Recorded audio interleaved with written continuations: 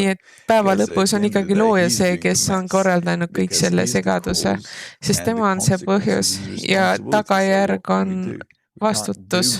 Me ei saa mitte midagi muud teha.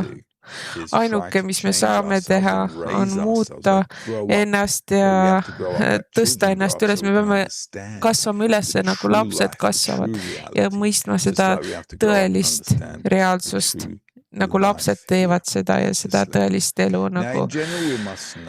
Üldiselt peame teadma, et kõrgem valgus on täieliku rahuseisundis ja kõik pühade nimede laienemised toimuvad madalamate kaudu. See on väga tähtis lause.